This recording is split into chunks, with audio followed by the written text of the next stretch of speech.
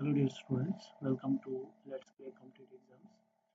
तो आज से हम जेकेएसएसबी एफए का जनरल साइंस पोर्शन स्टार्ट कर रहे हैं। और जो ये जनरल साइंस पोर्शन में आपको पढ़ाऊंगा, ये 10 डेज का टारगेट रहेगा। मैं ट्राई करूंगा कि within a week 7 days में ही जो है आपका पूरा इसका सिलेबस जनरल साइंस का कवर हो जाए। और फिर 3 लेक्चर्स हम अलग से रखेंगे, that will be MCQ series and test series. ठीक है, तो 7 डेज में आपको पूरा सिलेबस जो है जनरल साइंस का कवर करा देंगे, बिल्कुल फ्रॉम बेसिक्स टू एडवांस, जैसा कि रीसेंट जेकेएसएसबी पैटर्न है उस तरह से। और रीसेंट जो जेकेएसएसबी का पैटर्न है उसमें ये चीज़ ऑब्जर्व की गई है कि जेकेएसएसबी जो है सिलेबस वो स्किप कर रही है, मतलब वो जो चीज़ें सिलेबस में मेंशन नहीं है वो चीज़ें नहीं पूछ रही है। तो अकॉर्डिंग टू सिलेबस ही हम जो है पूरा ये लेक्चर सीरीज हमारी उसी बेस पे रहेगी। तो इस लेक्चर सीरीज में सबसे पहले हम फिजिक्स का पार्ट करेंगे, फिर केमिस्ट्री का पार्ट, देन बायो का पार्ट। तो सबसे पहले हम फिजिक्स का पार्ट जो है वो डिस्कस करेंगे। फिजिक्स में जैसे सिलेबस दिया है, laws of motion, mass, weight, acceleration, velocity, speed, ये पहला टॉपिक दिया गया है। तो इसको कहीं ना कहीं हमें रिवर्स ऑर्डर से पढ़ना पड़ेगा, क्योंकि जब आपको स्पीड के बारे में पता होगा तभी आप वेलोसिटी समझ पाओगे, तभी आप एक्सेलरेशन समझ पाओगे।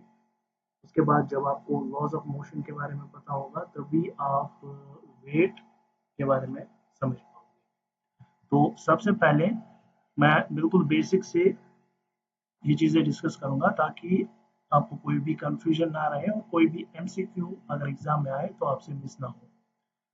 तो ब्रॉडली पहले हम एक चीज़ यहाँ पे देखेंगे। एक ब्रांच फिजिक्स की है जिस ब्रांच ऑफ फिजिक्स को हम कहते हैं मैकेनिक्स। अब मैकेनिक्स क्या है? मैकेनिक्स ऐसी ब्रांच ऑफ फिजिक्स है जिसमें हम स्टडी करते हैं अबाउट रेस्ट और मोशन ऑफ एन ऑब्जेक्ट। यानी ऐसी ब्रांच ऑफ फिजिक्स जिसमें आप या तो रेस्ट ऑफ एन ऑब्जेक्ट के बारे में स्टडी करो या मोशन ऑफ एन ऑब्जेक्ट के बारे में स्टडी करो, ऐसी ब्रांच ऑफ फिजिक्स को हम मैकेनिक्स कहते हैं। अब ये जो मैकेनिक्स है, मैकेनिक्स, इस मैकेनिक्स को ब्रॉडली क्लासिफाई किया गया है इनटू नंबर ऑफ ब्रांचेस। अब मैकेनिक्स की ब्रांचेस जो है, एक ब्रांच मैकेनिक्स की है जिसको हम कहते हैं स्टैटिक्स। एक बुक है जो आपके एफए के सिलेबस में है, वो है स्टैटिस्टिक्स। और यहाँ पे ये जो ब्रांच है it is called statics only. तो ये दो डिफरेंट चीजें हैं। दूसरी ब्रांच ऑफ मैकेनिक्स जो है वो है काइनेमेटिक्स। और तीसरी ब्रांच ऑफ मैकेनिक्स जो है वो है डायनेमिक्स। अब मैकेनिक्स हमने देखा, मैकेनिक्स में या तो रेस्ट के रिलेटेड हम स्टडी करते हैं या तो मोशन के रिलेटेड स्टडी करते हैं। अब स्टैटिक्स में भी इन्हीं दो चीजों में से किसी चीज के बारे में स्टडी किया जाता होगा। तो स्टैटिक्स में हम स्टडी करते हैं about rest of an object. Kinematics में हम स्टडी करते हैं about motion of an object. और डायनेमिक्स में भी हम स्टडी करते हैं about motion of an object. लेकिन काइनेमेटिक्स में जो हम मोशन के बारे में स्टडी करते हैं वो स्टडी करते हैं विदाउट कॉज। और डायनेमिक्स में जो हम मोशन के बारे में स्टडी करते हैं वो करते हैं हम स्टडी विथ कॉज। अब ये मोशन विदाउट कॉज और मोशन विथ कॉज, इनमें क्या डिफरेंस है एग्जैक्टली क्या हम इनमें स्टडी करते हैं? फॉर एग्जाम्पल, मैं यहाँ पे मान रहा हूँ कि आपके हाथ में कोई ऑब्जेक्ट है। तो ये ऑब्जेक्ट जो है आपने हाथ से छोड़ दिया तो ये towards the earth, towards ground move करेगा। तो अगर आप इस ऑब्जेक्ट की स्पीड के बारे में, यानी किस स्पीड से इसने मूव किया, अगर आप ये देखोगे कि इस ऑब्जेक्ट ने कितनी डिस्टेंस कवर की, अगर आप ये देखोगे कि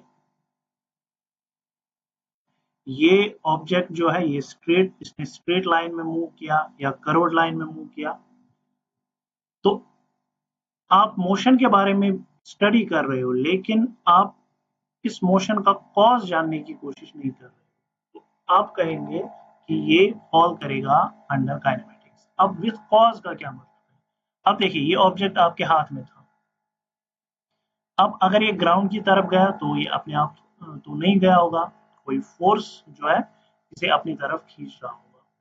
वो फोर्स क्या है वो हम आगे देखेंगे, ग्रेविटेशनल फोर्स जो है इसे पुल कर रहा है। तो यहाँ पे आप ये चीज जानने की कोशिश कर रहे हो कि अगर ये ऑब्जेक्ट मूव कर रहा है, ये किस रीजन की वजह से मूव कर रहा है, फोर्स की वजह से मूव कर रहा है। तो जब आप उस रीजन के बारे में स्टडी करोगे कि ऑब्जेक्ट अगर एक जगह से दूसरी जगह जा रहा है, क्यों जा रहा है, रीजन क्या है उस चीज का, अगर उस चीज के बारे में आप स्टडी करोगे तो वो पार्ट होगा किसका, डायनेमिक्स का। ठीक है, तो अगर आप मोशन विदाउट कॉज स्टडी करोगे तो वो काइनेमेटिक्स का पार्ट है, अगर मोशन विद कॉज स्टडी करोगे डायनेमिक्स, अगर only rest of an object के बारे में स्टडी करोगे स्टैटिक्स। और तीनों किसके ब्रांच है, तीनों ब्रांच है मैकेनिक्स के। अब ये जो काइनेमेटिक्स है हमारी स्टडी मोस्टली रहेगी रिलेटेड टू काइनेमेटिक्स। इसके बाद डायनेमिक्स के बारे में भी थोड़ा सा हम पढ़ेंगे। तो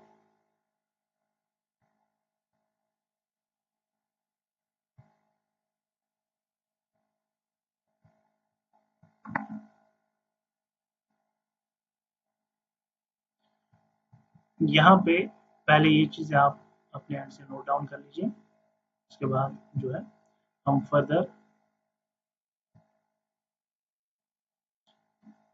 बाकी चीजें भी इसमें डिस्कस करेंगे।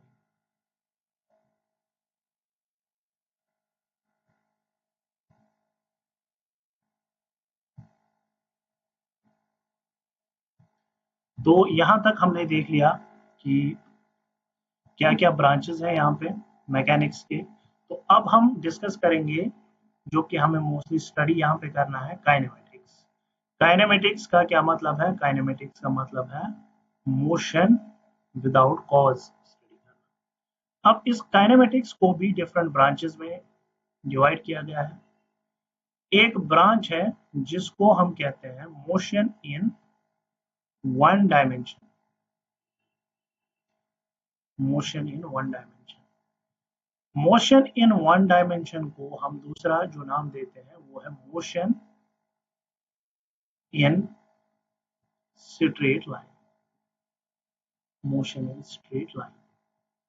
और इसको और एक नाम से जाना जाता है जिसको हम कहते हैं रेक्टिलिनियर मोशन, रेक्टिलिनियर मोशन। तो काइनेमेटिक्स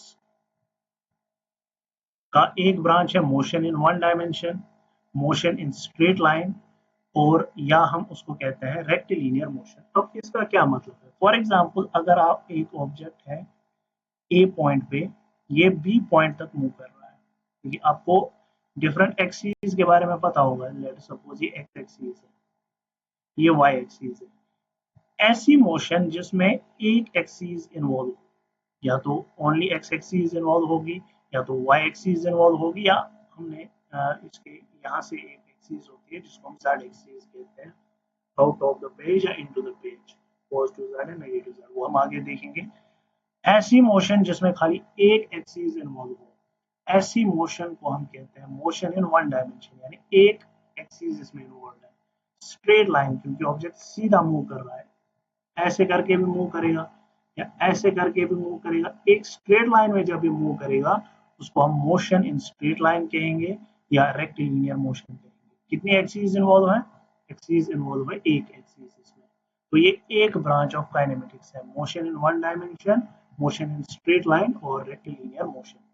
अब इसके आगे हम देखेंगे,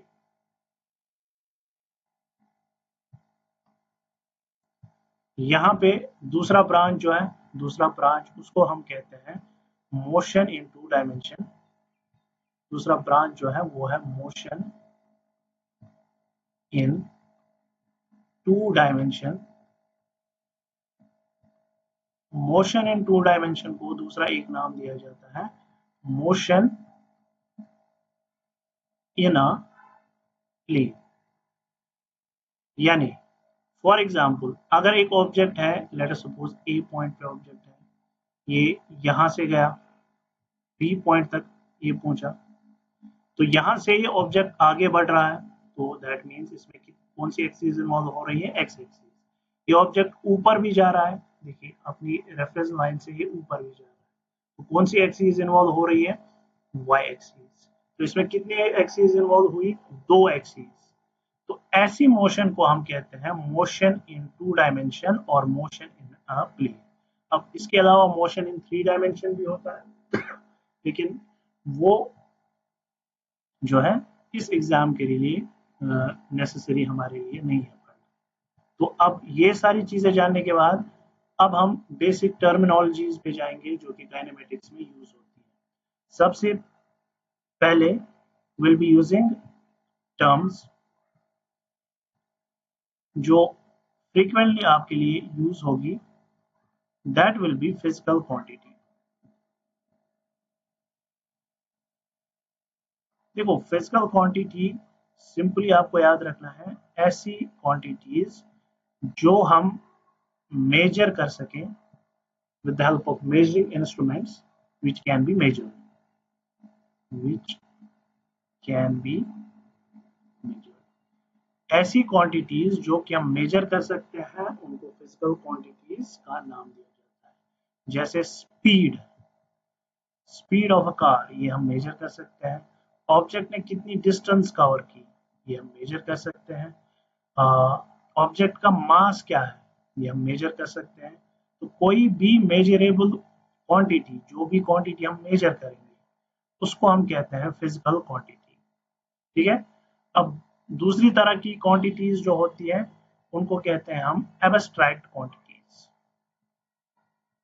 एब्स्ट्रैक्ट क्वांटिटीज।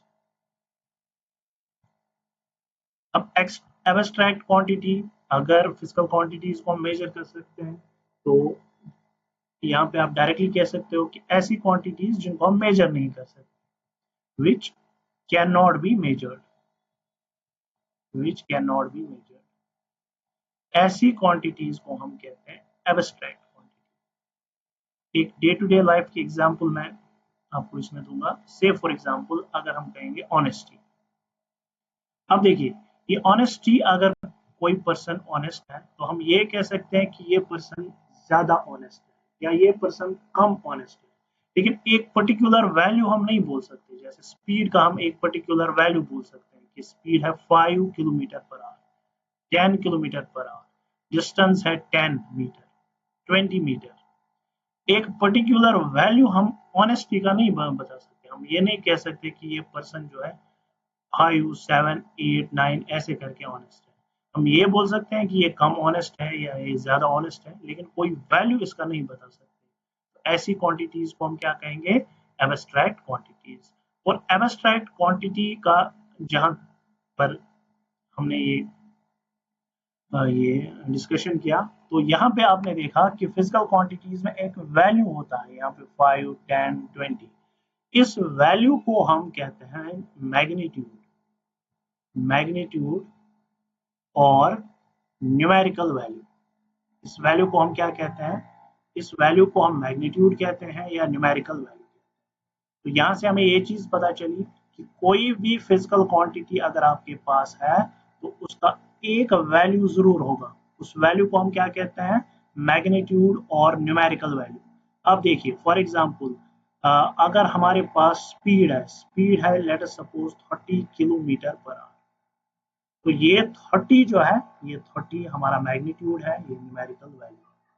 और यहाँ पे ये जो किलोमीटर पर आ रहा है इसको हम कहते हैं यूनिट, क्योंकि physical quantities, maximum physical quantities जो भी हम मेजर करते हैं उनको मेजर करने के लिए यूनिट की भी नीड पड़ती है कंपैरिजन पर्पस। ठीक है। तो यहाँ से आपको ये चीज पता चली कि फिजिकल क्वांटिटीज जो है, जो हम मेजर कर सकते हैं, जिनका एक वैल्यू होगा, वो वैल्यू क्या वैल्यू है, वो वैल्यू है मैग्नीट्यूड और न्यूमेरिकल वैल्यू। ऐसी क्वांटिटीज जिनका हम वैल्यू मेजर नहीं कर सकते, ऐसी क्वांटिटीज को एब्स्ट्रैक्ट क्वांटिटीज कहते हैं, जिसमें हमने एक एग्जांपल देखी ऑनेस्टी।